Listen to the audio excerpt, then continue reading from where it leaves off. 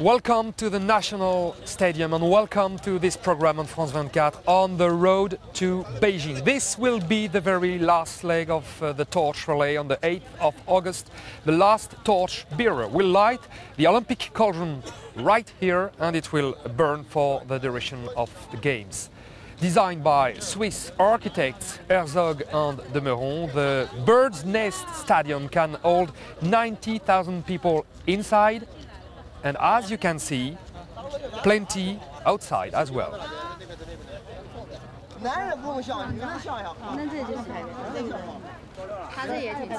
Many tourists, many workers too, because the countdown is underway and there is still a lot to do before the opening ceremony. Before, we used to work 12 hours a day and also overtime in the evenings, all to ensure the success of the Olympics. We workers, we've given everything to this project. We're doing all we can for the Olympics so it can be the best and the most beautiful. Our contribution to the Olympics finishes in 20 days, and that time is very short. We're also working at night to make sure the work is completed on time. We often work overtime at night. We really like working for the Olympics and lending our efforts, but the food here is terrible. We eat Chinese cabbage 3 times a day, but we're happy that our work is towards the Olympics. The stadium may still be under construction. It's nearly sold out and it's difficult to find tickets here in China. What about in other countries? France, for example. Voyageurs en Chine, bonjour. A call is perhaps one easy way to find a ticket to Beijing, but that can't always guarantee a hotel room. Pékin, actuellement, c'est un peu saturé. Voyageurs du Monde, or the World Traveller, is the only French travel agent licensed by the International Olympic Committee to sell tickets for the Games, and all tickets for the opening and the closing ceremonies got sold very fast. It's the 11th hour to buy your tickets, but we still have some left for athletics. Obviously not for the 100-meter final, and some tickets are also available for team games like handball, volleyball, basketball. But even for those games, there are no tickets left for the finals. Beyond that, it's down to lady luck. The Chinese rushed to buy tickets for the swimming events, leaving slim pickings for visitors from many countries sending competitors.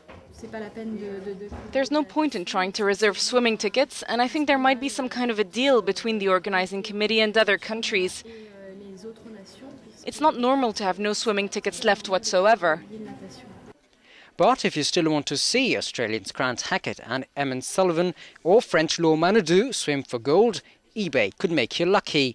But tickets on the website are really costly. Another option, try Olympic ticket sellers in other countries. BudgetTravel.com will give you tips on how to get a ticket if you live in the United States.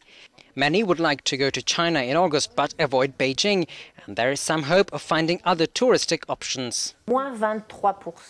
This year's reservations are 23% down on last year's, when it was up 30%.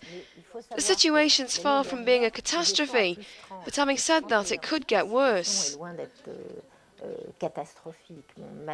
France is now being boycotted by the Chinese. Beijing is angry at the anti-China sentiment that surrounded the Flames tour in many countries. Now China is pushing forward its other tourist delights to win back market confidence. Moving up from Beijing's modern face, its brand new stadium, we are now at its historical center, the Forbidden City.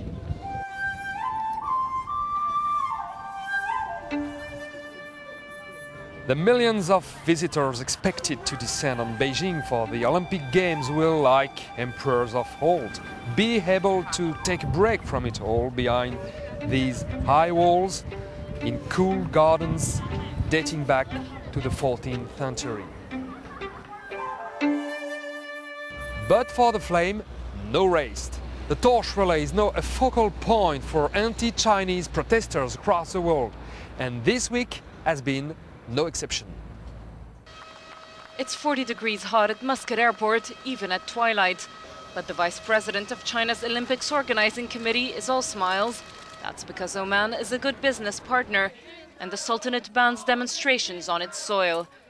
In France, the debate continues. Some athletes had planned to wear a badge during the Olympics that reads, "France favors a better world," but the French Olympic head said no. We can't put on one badge for this cause and another one for that cause. We have to respect the Charter. But confronted with the joint opposition from athletes, Henri Serrandour was forced to backpedal, saying he did not want to ban the badge. And once judo star David Douillet met President Nicolas Sarkozy, things became clear. In the end, the badge will remain, but without France's name on it. From Oman, the flame went to Pakistan, its first stop in Asia. Pakistani authorities, fearing terrorist attacks, confined the flame to a few rounds in a stadium for half an hour. Next stop, New Delhi, where some 16,000 policemen kept a close watch on anti-China protesters and arrested some 200 Tibetans.